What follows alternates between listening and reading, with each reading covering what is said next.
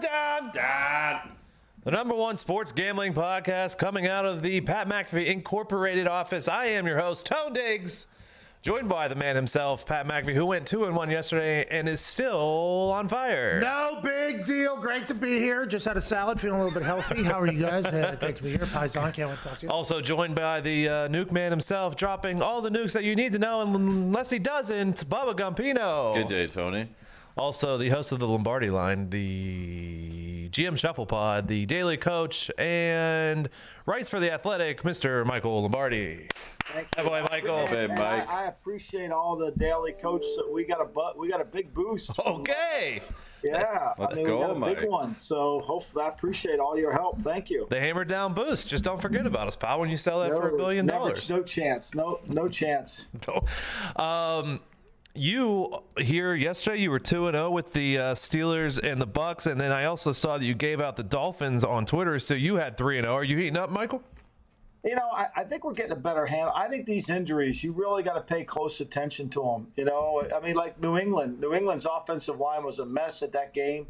They played horrible. They needed practice, obviously, but that line was a mess. You know, we knew that Philadelphia's line was going to be a mess. That's why that line was moving in that direction pretty much the whole. I mean, these injuries, you got to really pay close attention to them, and I think that's why you really can't make your picks until close up to game time if you really feel good about them. So one of those games that you won, and then Pat won, and then Gumpy won. It was actually Pat's Super Boost, which is hot, 3-0 in the last 3 weeks. Lock. Was Steelers minus 3.5. He never doubted it either. That was that was over in the first quarter. It was quick. I mean, Baker Mayfield, everybody's burying him right now. I don't think they should be burying Baker. I think they should be lifting up that Steelers defense. They are fucking unbelievable, Paisan. And if Ben Roethlisberger can continue to build this connection with Chase Claypool, they are a problem in the AFC.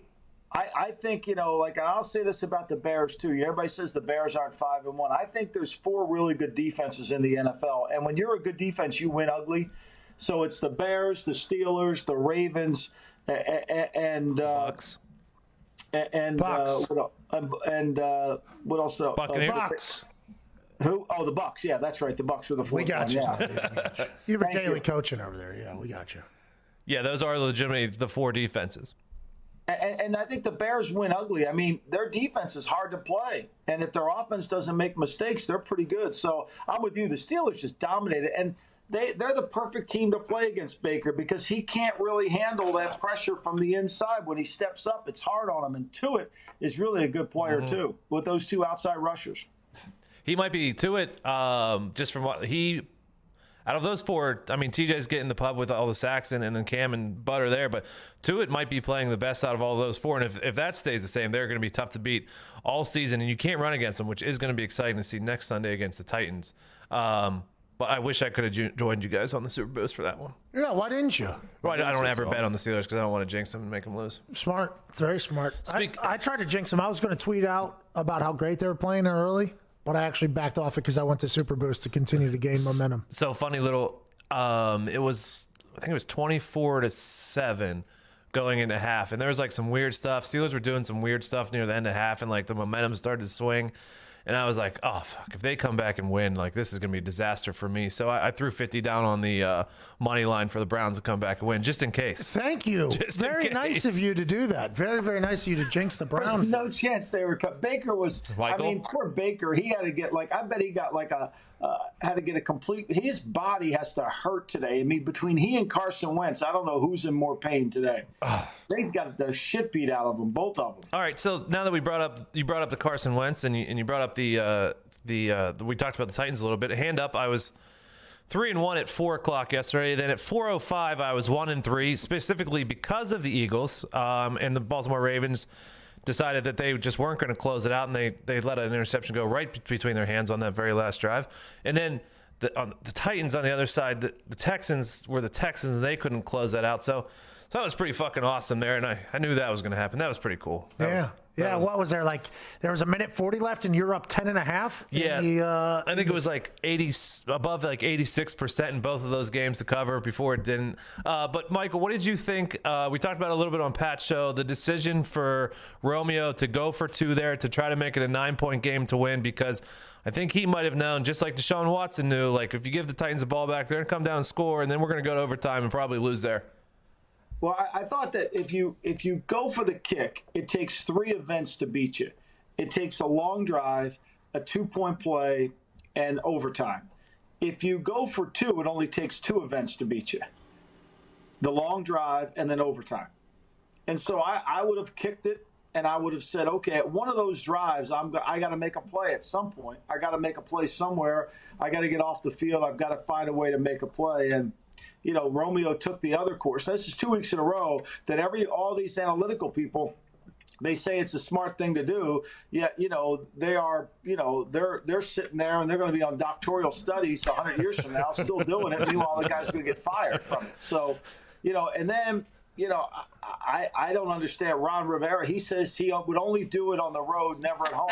Did he know there was nobody in the stadium? Seriously, there was nobody there. Serious, Mike.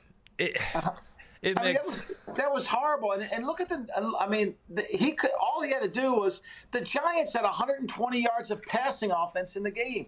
Their leading rusher was Daniel Jones. See, I think what we're missing with this is because we look at it as an item. We look at it, go for 2, don't go for 2. But that's not really the question. The question is who's in control of the game and who's in the lead. If you think you're in control of the game and you do it, then you feel like you're going to win the game. But if you don't feel like you're in control, then do it. I didn't feel like Houston wasn't in control because you can move the ball on Texas. That's why Vrabel kicked the extra point at the end then, right? I would have kicked the extra point there and felt like I got a chance to make a play, one play along this 3-pronged way. I would have done that. I'm going for 2 every time.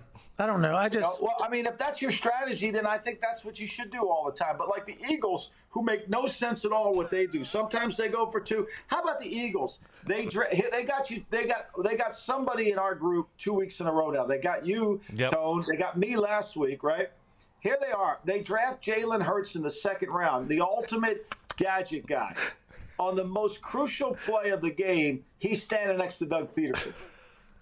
Well, they did, which this is the more mind-boggling part. They ran that exact same 2-point play that they ran at the end of the game with Carson Wentz. They ran it earlier in the game for 2 with Jalen Hurts. Same exact play, just the other side. Same exact result. Yeah. It was frustrating there. And then the other team that fucking got all of us yesterday was the Atlanta Falcons just blowing the doors off the Minnesota Vikings. I did not see that one coming. I'm glad I stayed away from it. I was tempted to almost take Minnesota. I'm glad I stayed away. Yeah, is this an indictment on Dan Quinn? Julio Jones got the ball every single play, and he just dominated everybody. Matt Ryan looked like he could sling it again. I don't understand if they love Raheem or they hate Quinn or they just woke up finally, or Dan Quinn got a raw deal that he got fired before the team fully came together. They look like a different squad in Minnesota yesterday. Same thing. Houston's looked like a different squad 2 weeks in a row. Look at Houston's offense yesterday. That's the thing about Tennessee. Not to change the subject, but Tennessee and Seattle are similar teams. Both can't play defense. Yeah. That was like the Titans. They had no business winning that game. But sometimes like Houston and the Eagles and teams that are struggling, that's the difference between winning and losing. Obviously in the NFL is it could be one play here and there, and that losing team is always going to make the mistake and for the outcome of the game. It seems like that way. Yeah, look, I think that Atlanta's played their asses off. Minnesota, Minnesota had a bunch of injuries. Danzler, the rookie corner, was out. They had a bunch of injuries. And then Kirk Cousins, you would think he would have played good 2 weeks in a row against the same scheme. He didn't do it this week. All right, then let's go down to a game where Gumpy had the money line for the Panthers here. Here we go. The Bears win there. Do you think that was that when we talked about it earlier, do you think that's mostly the Bears defense? Because Teddy had a bad game. Yeah, it's all Teddy didn't play well because of the Bears defense. It was a hard game for them. And when you teams like what the Bucks do, what the Steelers do, what the Bears do, And what the Ravens do is they make the game one-dimensional. Great defenses make the game one-dimensional. You can't run the ball on us. You cannot run the ball. So you have to spend most of your day figuring out pass plays to beat them, and that's a hard thing to do. The Eagles didn't rush for 100 yards against Pittsburgh, and Sanders had an 80-yard run for a touchdown. 75, He still didn't get 100 yards rushing on him. And there was no way. We said it on Friday. There was no way that Cleveland was going to run the ball on Pittsburgh. They just weren't going to do it. That felt like the first game the Panthers really, really missed McAfee. Oh, yeah. They did. Yeah, because he's a matchup guy. They didn't, he would have helped them in that game, especially to create some space. But look, the Bears, say what you want. They're 5-1.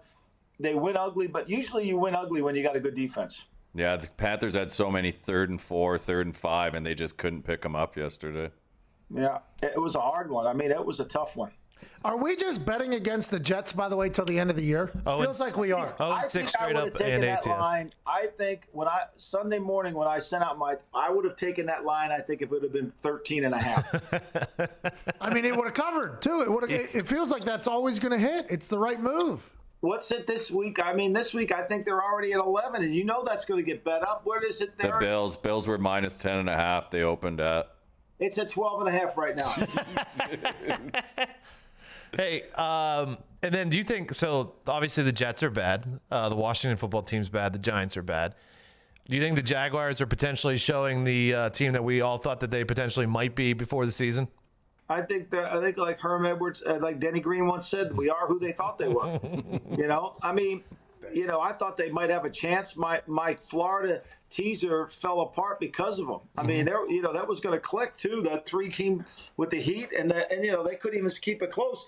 I mean, the Chargers are an 8-point favorite against them going into next week. Yeah, the Chargers, who I believe have one win against the Cincinnati Bengals, who did decide to blow a game yesterday. What were they up 21-0? But 21 zip. Joey Burrow looked like the greatest player to ever play football in that first half there against the Colts. And then Phillip Rivers started slinging that thing all over the field. Bankruptcy comes slow, and then it comes quick. Tell that thing to slow down. Phil Rivers still got it, Paisan. Yeah, but we predicted. I said this on my show. I said he was going to have a good game against the Bengals. That's exactly the kind of team he plays good against. Now, if he does it against the Bucks, the Bears, the Steelers, the Ravens, then I'll have that. We can have that bankruptcy conversation. Who do they play next? They're going to buy this week. yeah, they do have a bye. They're going to self-Scott. They're going to figure it out. Phil Rivers all the way back, baby. Don't you worry about it. Michael, I was saying this to Pat earlier. Now, is it a bad thing? Yes, the Colts got the win, but is it a bad thing that they did come back because now there's no doubt that Phil is at least going to get a few more starts for that team? I mean, one of the reasons I like the Colts and lay the points is I thought Reich was going to do everything in his power to make sure Phil played well. I said that too, and I think he did. I think there was no way Reich was going to let Phillip not play good in that game because he wanted to bury all the doubters.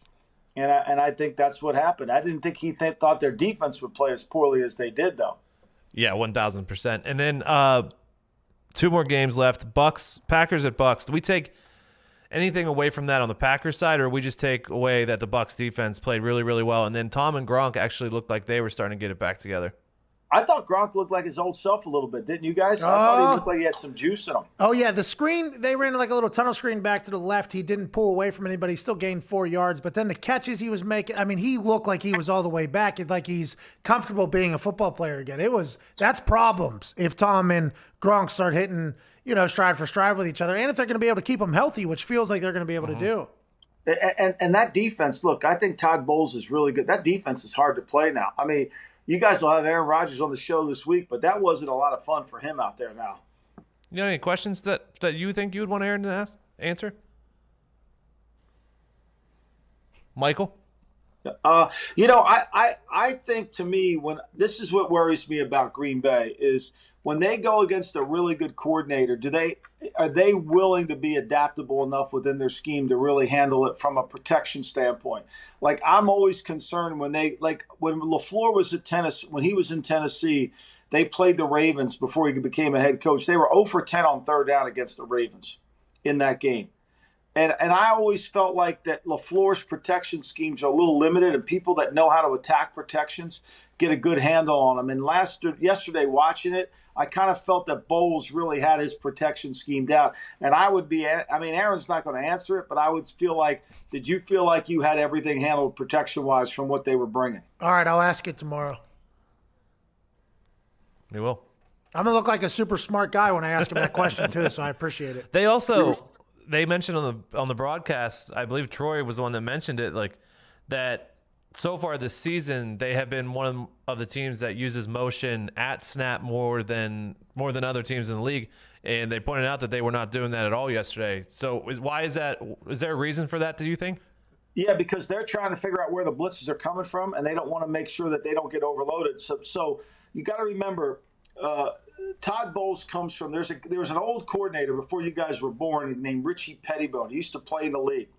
The reason Todd Bowles is a coach, this is a fascinating story. So Todd Bowles was a player at Temple, and he didn't get drafted by anybody, and he signed as a free agent with the Washington football team, which was then called the Redskins. Oh. And he ended up starting as a free safety for Richie Pettibone, who had one of the hardest defenses in all of football to learn. Everything was checks, everything was automatics, blitz to the formation, blitz away, and Bowles started, and Parcells said, that son of a bitch has got to be really smart. He'd be a hell of a coach. And that's how Parcells hired him as a coach. And so a lot of the stuff that Todd has evolved around comes from some of the Pettibone concepts, where it's what they call automatic blitz to formation, which is they're getting this certain look, you're going to get this pressure. If you motion out of it, you're getting this pressure. So a lot of teams don't want to motion out of it so they can predict the kind of pressures they're going to get. Look at Good that. to know. That's unbelievable. Hey, speaking of coaches and where Pettibone. Oh yeah, Mr. Pettibone. Yeah, hey, I'll tell you, this is a great story. So this is before Belichick came. So in Cleveland, notorious signal stealers. Like always, and this is back in the day where, people gave the signals out in front of God and everybody, And Richie Pettibone was one of those guys that always had his call sheet tied to his jacket, and so he could use his hands and be demonstrative. And his signals were impossible. Like, he never gave a signal. Like, not even the late, great Howard Mudd could have stolen his signals. There's no chance, right? And you could never see it. And so he was so complex because he would give maybe one thing, but that meant five things. And it was so hard to see. And I think that's that's the other issue. Does that happen on defense a lot? I don't think so. What, the double checks? If this formation is, we're doing this. If this formation is doing People have gotten away from it. It was a big Buddy Ryan thing back in the 80s, Pat. It was a blitz, automatic. And Jeff Fisher ran it at Tennessee a bunch. Now people don't do it as much. There's some concepts that are built in. There's obviously everybody double calls the coverage. So if you motion, we're going to go 2 to 3, 3 to 2, 0 to 1. Everybody double calls. Under 34, check to 2, whatever the call is. So they try to double call it. And that's why Peyton never liked motion. That's why he always wanted Reggie Wayne in the same spot. He wanted Marvin Harrison in the same, because he wanted 25 seconds to look at what they were doing. He didn't want to have to recalibrate. That makes sense. And speaking of coaches where they got their start, were you with McVay's grandfather when you were with Walsh at the 49? I love the man.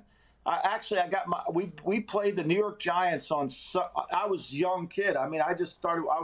In 1984, we played the Giants on Monday Night Football. By the time I got home, my apartment was robbed. They stole everything in my apartment, and my man John McVay gave me like a whole new wardrobe. He was so nice to me. He was tremendous. Yeah, tremendous guy. I just talked to him last month. In fact, you remind me, I need to call him this week. I had no idea that he came from a generational football family. I didn't know, because now that you think like a 32-year-old head coach, you would assume that he had to have some sort of connection. Until last night, I didn't even know about it. Yeah, so his grandfather is John, and then they're very close with the Gruden family, and that's how he kind of got. So John's father, John Gruden Sr., used to coach for Coach McVay at Dayton. Jesus, listen to that. What a run.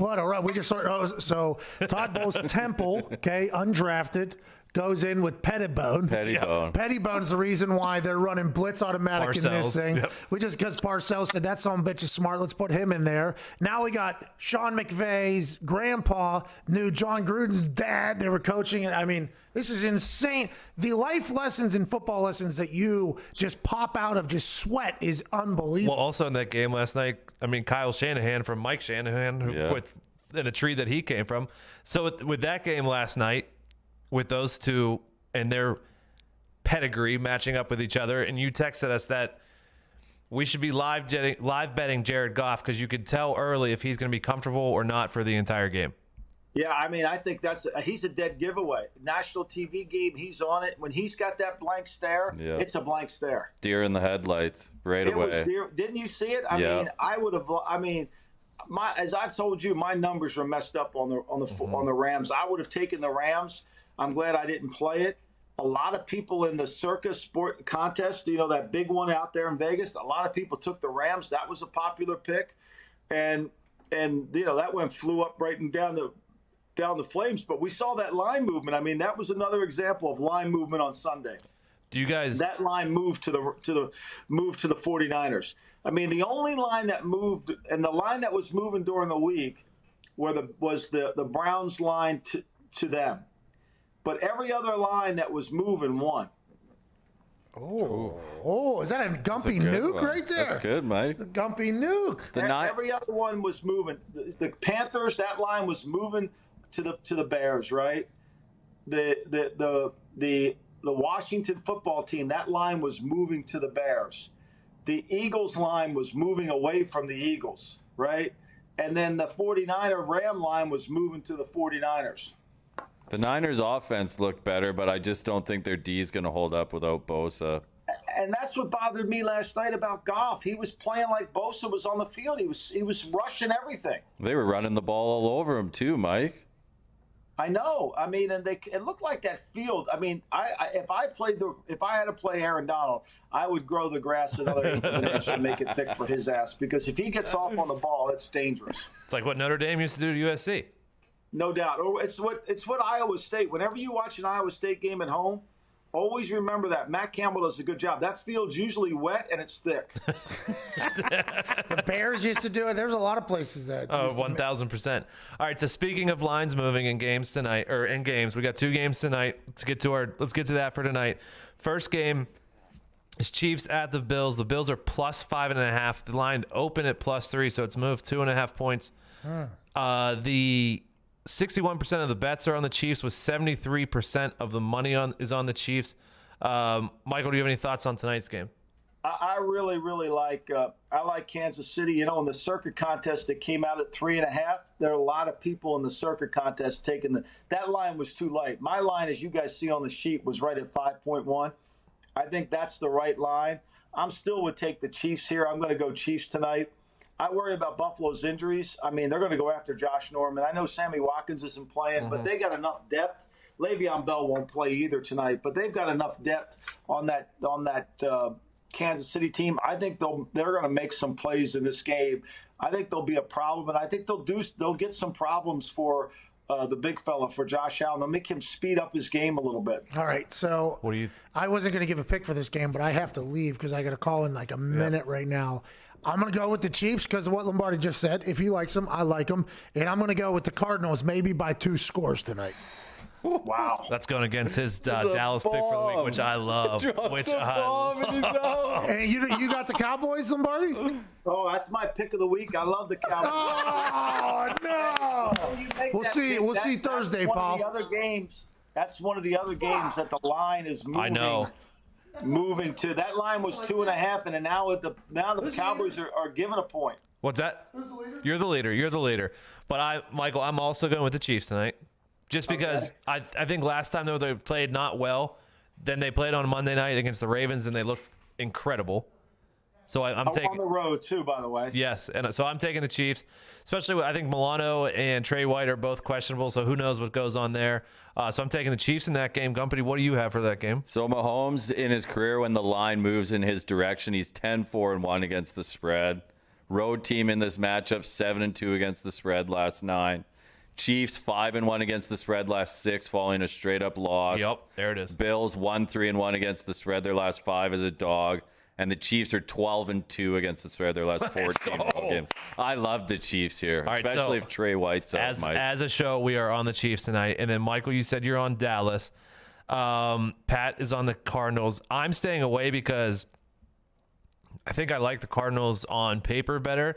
But no, like when you see that the majority of the money is on the Cowboys, and then the line basically went from -3 to -1 for the Cowboys this week. With those two things being opposite, I'm just gonna go ahead and stay away. I'm gonna be a responsible gambler and stay away from that game. Gumpy, what do you got for it? Mike, what do you think about the total on this game? It feels like it'd be under if the Cowboys are going to win this thing. Currently don't you think? 55. 55. I think the unders were, I think, were 8-4 yesterday. I think they're starting to call holding penalties We're back, again. baby. Yeah. We're back. You know, I think we're back to normal football. I mean, look, I hate to break this news to but that Baltimore game got destroyed by the officials. Correct. That's an easy cover for Baltimore if they don't get those officials and some of those calls. Thanks, Mike. I'm sorry, but I mean, my point to you is I think you handicapped the game right. I think you just got some. It's one of those days where you just don't get it. I like this line movement. This is sharp money moving the Cowboys. This isn't the public moving them. Yeah, Cardinals haven't hit an over all year either. Yeah. And without Chandler Jones, I think their defense is so liable. I don't think they're very good on defense. Yeah. Isaiah Simmons has been he doesn't even play, Mike. I know. Well, it's because he doesn't have a position. See, that's the problem. You guys. He's an athlete. They don't know what to do with him. And the reason he was so good at Clemson is because they kind of knew what to do with him. But that ain't the NFL. You got to have a plan for the guy. Well, isn't that the Panthers are kind of doing that with their rookie? I can't. His name has escaped me off the top of my brain. You know who I'm talking about? Oh, Chin. Maybe is it Jeremy Chin? Chin. He's a safety, but he can play safety. He can play back there. Where this kid's really not a safety. He can't match up. He was too stiff. He couldn't match up. He needs to be a downhill rusher or a fifth rusher attacking the pocket. He really needs to be an inside linebacker, and I'm not sure he can be that. Mike, are you worried about Malone and his Cowboys defense down there? I am really worried about Sergeant Malone and walking that beat tonight. And I'm hoping that when they shoot one of his, when they take one of yours to the hospital, you put one of them in the morgue. You're goddamn right you That's are, what Mike. I'm worried about. You're goddamn right. That's why I just can't responsibly take that defense yet until I see. Do you think Van Der Esch makes a difference tonight at all? I do. I think he'll help them a little. Because here's the thing about the Cardinals: they scored 15 on the. They couldn't score on the. They struggled to beat Detroit. Yeah. They couldn't beat the Panthers. Uh-huh. I mean, they struggle in those games. I just think Dallas is. Here's the other thing. I don't think Patrick Peterson's playing very well. They don't have a pass rush. How are they going to cover these Cowboys receivers? Yeah, I know. It's why I stay away is because I don't think I know exactly who the Cardinals are. Just like last night, I don't think I know who the Niners and the Rams are yet. Like, the Rams are. We know they're fraudulent. They're 4-0 against the East. It's just that I didn't know how fraudulent they were. All right, Michael. So you'd have the Cowboys tonight if you had to take a game take a pick, you would take the Chiefs, right? It's not an actual pick, correct? No, I actually turned these picks in. I mean, I put them up on Twitter, so yeah, they're mine. Okay. Yeah, I own them. Chiefs, look at you taking both Monday night games. Look at that big Mike. Gumpy. You have.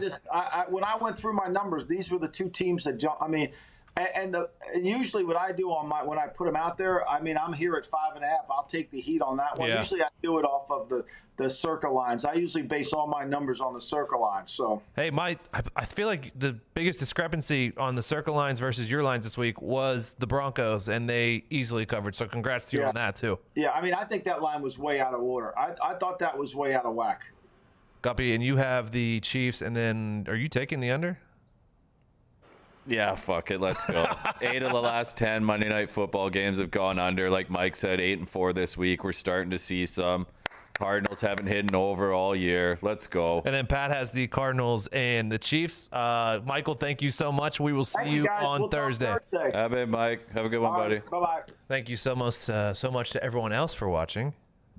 Gumpy, thank you to you for your nukes. Thank you for your picks, Tony. Thank you, Mitt. Thanks for running stuff back there. I bet, Matt. Jay, thanks for running the board, man. Thanks, Jay. Appreciate it. Hey, yeah, thanks. Yeah. Thanks everyone for watching. We'll be back on Thursday. If you can't watch on YouTube, this also goes out as a podcast every single day, or every single time we have an episode. Obviously, we're all podcasts you can listen to, and vice versa. You get it. Good luck tonight. We will see you on Thursday at 3:30 p.m. Eastern, right here, same time, same place. Hammer Dahn.